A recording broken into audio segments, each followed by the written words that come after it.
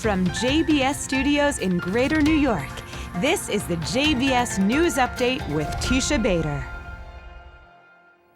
I'm Teisha Bader with the JBS News Update for Thursday, February the 2nd, 2017.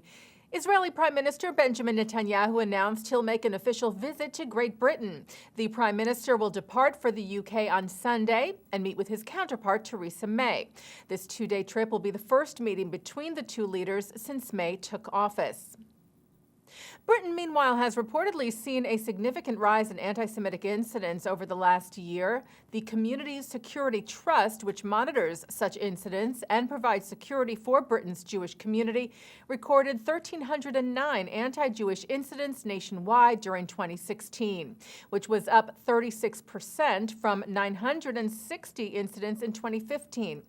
In response to the findings, British Home Secretary Amber Rudd said anti-Semitism is a deplorable form of hatred that has absolutely no place in a tolerant, open, and diverse Britain that works for everyone. It is vital we ensure the safety and security of our Jewish community, and this government will continue to do all we can to stamp out these vile attacks and encourage those who experience them to come forward. World Jewish Congress President Ronald Lauder called the 2016 spike alarming, shocking, and unacceptable. Lauder said, "We welcome the commitment made by the British government to do more to fight hatred against Jews and to upgrade safety measures for Jewish institutions across the country." More violence and more arrests as the evacuation of the Jewish outpost of Amona concluded this afternoon. After more than 24 hours, the 42 families who lived in the West Bank outpost that is set for demolition because it was built on private Palestinian land have been removed. Over 1,000 activists that came to Amona to protest were removed by the IDF and Israeli security forces as well, who several times were met with violence from the protesters, to which they responded with riot control measures. A total of some 60 people were hurt during the evacuation, most of whom were said to be Israeli police officers, and most of the injuries sustained were light. Meanwhile, Israeli Prime Minister Netanyahu announced plans for a new settlement in the West Bank to replace Amona. It would be the first new settlement to be built in about 25 years. U.S. lawmakers from across the aisle are pushing for legislation to posthumously honor slain Egyptian President Anwar Sadat for his peace efforts with Israel. The bipartisan bill would bestow the Congressional Gold Medal, the highest civilian honor given by Congress, to the slain leader next year in 2018, which marks 100 years since Sadat's birth. Democratic Senator Ben Cardin, who is spearheading the bill alongside Republican Senator Orrin Hatch, said President Sadat was the first Arab leader to recognize Israel. He displayed courage and vision when he negotiated the peace treaty, fundamentally changing the course of history in the Middle East for the better. Sadat was murdered by militant Islamists in 1981 because of the peace treaty he signed with Israel just 3 years before, for which both he and the late Israeli Prime Minister Menachem Begin were honored with the Nobel Peace Prize.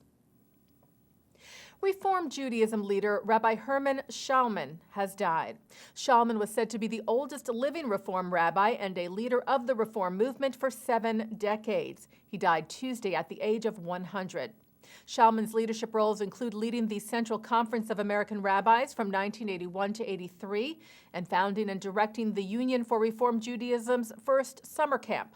He also taught at Catholic and Protestant seminaries across the United States for years. Shalman's many awards include the International Council of Christians and Jews' highest honor, which is the Interfaith Gold Medallion, Peace Through Dialogue. URJ President Rabbi Rick Jacobs said the current work of the URJ owes much to the pioneering interfaith outreach and cutting-edge theology of Rabbi Shalman. The World Emuna's 2017 Leadership Convention concluded last night in Jerusalem. It was attended by an Emuna delegation from the United States who met during their visit to Israel with Israeli political and social leaders, including with Minister of Education Naftali Bennett and Deputy Foreign Minister Tzipi Hatoveli. Emuna is among Israel's leading social action organizations that deal with issues such as education and social welfare. And taking a look now at our programming for tonight on JBS for Thursday, February the 2nd. At 7 o'clock, it's Talmud Study with Rabbi Mordechai Becker. At 7:30, more from the Anti-Defamation League's Never Is Now conference with remarks from CEO of the ADL, Jonathan Greenblatt, followed by a discussion on the BDS movement at 8. At 9 tonight, Mark Golub sits down with Rabbi Emeritus of Congregation Sharith Israel, the historic Spanish and Portuguese synagogue in New York, Mark Angel, on L'chaim. And at 10, remarks from Israeli Defense Minister Avigdor Lieberman from the Saban Forum in Washington.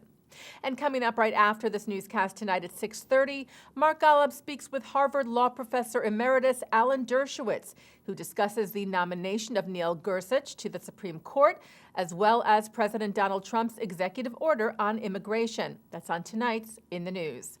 And that's the JBS News Update for Thursday, February the 2nd, 2017. I'm Teisha Bader.